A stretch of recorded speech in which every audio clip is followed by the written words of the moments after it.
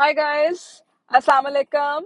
We are going to work on a most demanding chapter, and we are going to learn the concepts of the most demanding thing related to moles and chemical calculations, stoichiometric calculations. What is stoichiometry? It is tissue-metry, stoichiometry. What is right? What is wrong? I'm going to explore everything related to that for you. Inshallah, right now I am going to start with the basic concepts of moles. I'm going to do this thing right from the scratch so that if anyone has started this chapter or not started yet, all of those can be on the same page with me, inshallah. So, right now, I am with the concept of moles and stoichiometric calculations. First of all, one should know this thing that what is an AR value. We have just studied this thing that there is one concept called AR. Are we studying moles? Yes, we are studying moles, but remember this thing that AR is playing a big role regarding moles, and there is another term called MR as well. Okay, before moving ahead, I would like to inform you mass of average mass of the, or you may say it is the average mass of the isotope of an element compared with 1/12 of the mass of an atom of carbon 12. So this is importance for the definitions. You should know this thing that examiners sometimes asking this thing define AR. Okay, so you may write this thing. It is a mass. It is a mass of you may say average mass. It is average mass. I'm just erasing that so that you people may not have any confusion. It is it is average mass of the isotope of an element of the isotopes of an element compared with 1/12 of the mass of an atom of carbon 12. So remember this thing that masses of all the elements are compared with an 1/12 of an atom of carbon 12. So there are certain logics behind that. These are the masses. For example, if we are just comparing the heights of all of your class fellows, so, for example, we are saying that X is our student and we have taken this height of X as a standard height. Now, we are saying this thing that height of A is this much higher or this much lesser as compared to X. Height of B is this much higher or C is this much taller or shorter as compared to X. So we have just taken X as a standard. Here, when we are comparing the masses of rest of the elements of the periodic table, we have taken the mass of carbon 12 as a standard. Okay, why we have taken carbon 12 as a standard, that I am going to discuss it with you shortly.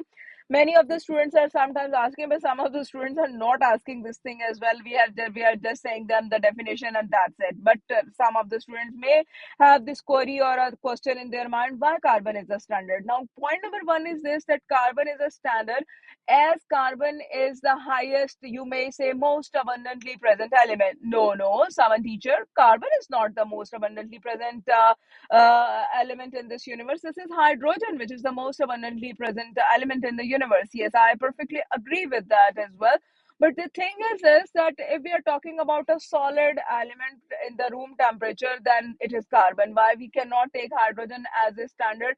Because one thing is this, that hydrogen, it is difficult to control and manage hydrogen under specific pressure, and obviously it's a gas, and it is, we have to take certain other measures to take it as a standard. That's why, to make it more convenient and to have a better comparison, we have taken carbon as a standard. Now I am on this page. OMG, what is this?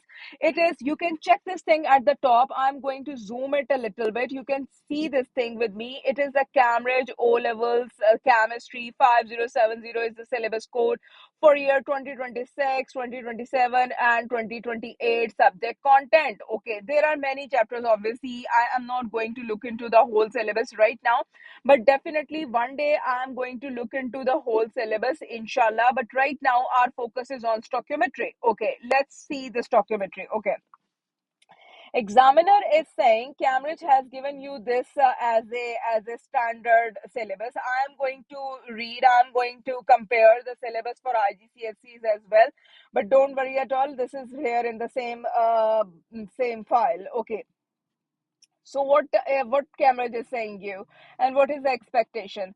State the formula of the elements and compounds named in the subject content. So, for example, you should know this thing, that what is the formula of potassium magnate, what is the formula of sodium chloride, how to develop the formulas of ionic compounds, which we have already done in the chapter of ionic bonding. If examiner is asking you, tungsten is an element which is reacting with oxygen, so you should know this thing, where is tungsten in the periodic table. A better look of the periodic table, a good look of the periodic table must be in your mind. You should know this thing, that metals are in the group number 1, metals are in the group number 2, there is a block of element between 2 and 3. So this is the basic information which a student should have. Okay, and then when I am talking about number 2, what examiner is saying in number 2, this is the university is saying in number 2, what is the expectation in number 2? Define the molecular formula of a compound as a number and the types of the different atoms in one molecule. Okay, so this is the definition of the molecular formula.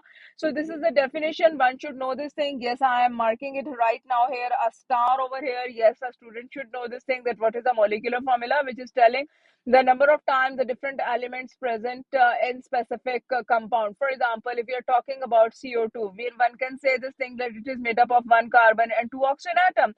For example, there is a compound called benzene. It has formula C6H6. So we can say this thing, that its molecular formula is C6H6, which is telling you that it is made up of 6 carbon atoms and 6 hydrogen atoms. Let's see. Okay, now I am on the third point. Define the empirical formula, okay, of a compound as the simplest whole number ratio of the different atoms or ions in a compound. Yes, simplest ratio, simplest formula is called as a, you may say it is it is the empirical formula. We have molecular formula, sometimes we can divide it by any number and we can find out the simplest formula. We have practiced for this already. I am just giving you an example. For example, this is C6H12O6. What is this? Many of you already know this thing, that this is the formula for glucose. This is the molecular formula for glucose.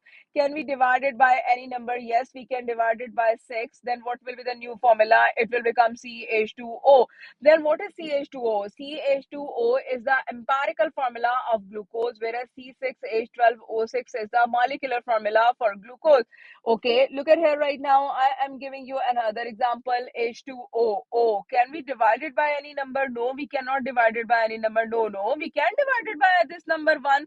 Oh my God, if I'm going to divide it by 1, what will happen? No change is going to occur. So in that case, we can say that this is the molecular formula of water, whereas this is the empirical formula of water as well. So can be molecular formula and empirical formula same? Yes, if it molecular formula is not divisible, if we cannot divide it by any number, then it is the molecular formula and the empirical formula will be same in that case. Okay, let's see another example. Okay, this is H2O2. What is H2O2? It is hydrogen peroxide. I have told you for so many times before as well, if your people will learn how to pronounce it correctly, then obviously things will become a little better. Pronunciation, sometimes I am observing students, they are unable to pronounce the names even. Okay, so that's a hydrogen peroxide, per spelling PER. Okay, so can we divide it by any number? Yes, now we can divide it by 2. And what will be the change over there? It's a HO thingy. Okay, and what is HO? HO is the empirical formula for H2O2, whereas H2O2 is the molecular formula for that. Okay, now in moles and chemical calculations, in moles and stoichiometric calculations, there will be a part of the chapter, and that is related to empirical formula and molecular formula calculations as well. So in that case, we have to do the calculation. We have to find out the empirical formula by following certain steps that I will do inshallah shortly. Okay, in like a 1 or 2 more videos, the things will become much more clearer. Now this is the method of calculating or finding the empirical formula just from the molecular formula and finding a number if it is divisible or not, and then we are moving towards the empirical formula. Right now I am on point number 4.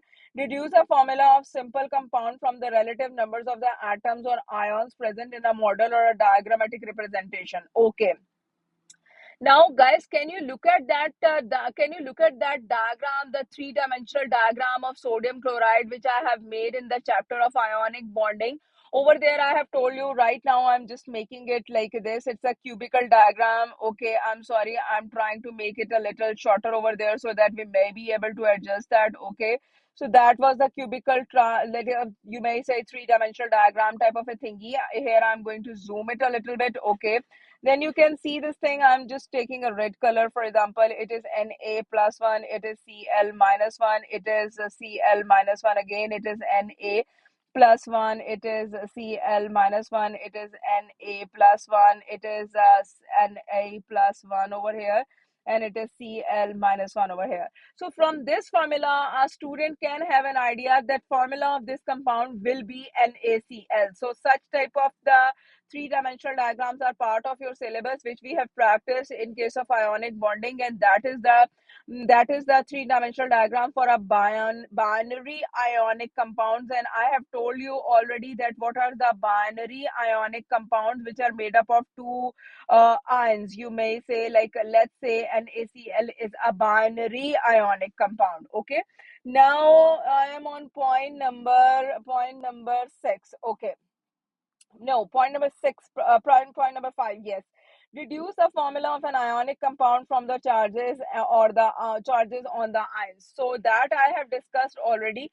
That, for example, if there is a compound formula Ca plus 2 and O2 minus, a student should know this thing. The formula should be CaO. Okay. So, for example, if it is Ca plus 2 and P3 minus, oh my God, what will be the formula? I have told you it is plus 2 over here and it is minus 3 over here. Just cross multiply these numbers, it will become 3 and it will become 2. So formula will become Ca3P2.